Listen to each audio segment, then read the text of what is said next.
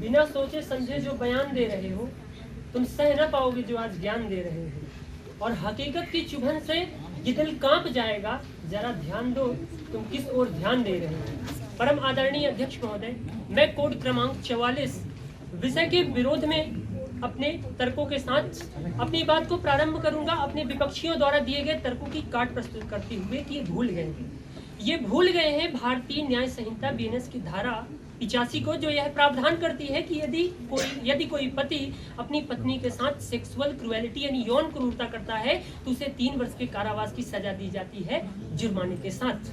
ये भूल गए हैं घरेलू हिंसा निवारण अधिनियम की धारा 3 व 19 को, जिसमें यह प्रावधान किया गया है कि यदि कोई पुरुष या पति अपनी पत्नी के साथ शारीरिक, मानसिक और यौन दुर्व्यवहार यानी कि सेक्सुअल अब्यूज करता है तो उसे पनिशमेंट दी जाती है 3 वर्ष के कारावास की जुर्माने के साथ। और ये भूल गए हैं भारतीय न्याय संहिता बीएनएस की धारा 67 को, जिसमें यह प्रावधान किया गया है कि यदि कोई पति अपनी पत्नी के साथ उसकी बिना सम्मति के, उसकी इच्छा के बगैर यदि यौन संबंध बनाता है तो उसे सजा दी जाती है 7 वर्ष के कारावास की जुर्माने के साथ। और ये भूल गए हैं भारतीय दंड संहिता की धारा 377 को, जिसमें आजीवन कारावास का प्रावधान किया गया है। और ये भूल गए हैं धारा भारतीय साक्ष्य अधिनियम की धारा 114A को, जिसमें महिलाओं के यौन संबंधी हितों की बात की गई है। तो महोदय, इन प्रावधानों से यह स्पष्ट हो जाता है कि हमारे पास दंड के पर्याप्त विधान हैं और हमें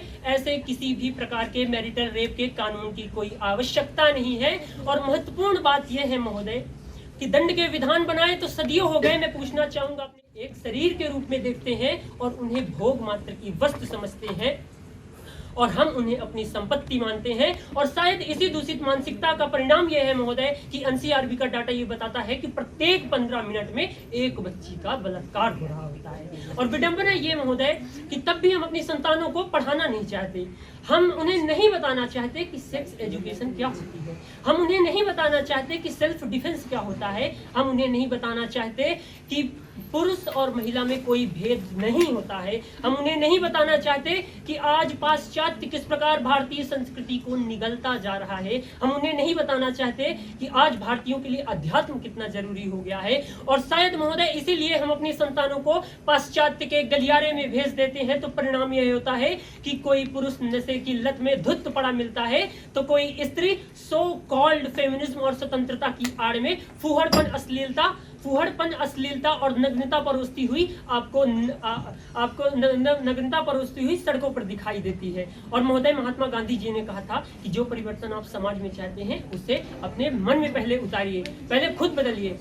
अंत में निष्कर्ष निकालते हुए बस इतना ही कहना चाहूंगा कि स्त्री के विकास के लिए और पुरुष के भी विकास के लिए, समाज के विकास के लिए, संपूर्ण देश के विकास के लिए आज हमें मैरिटल रेप की कानून की आवश्यकता नहीं है। आवश्यकता है अपने शिक्षा प्रणाली को परिवर्तित करके वैदिक संस्कृति से जोड़ने की और आध्यात्मिक दृष्टिकोण अपनाकर अपने विचारों को शुद्ध करने की। जय हिंद, जय भारत।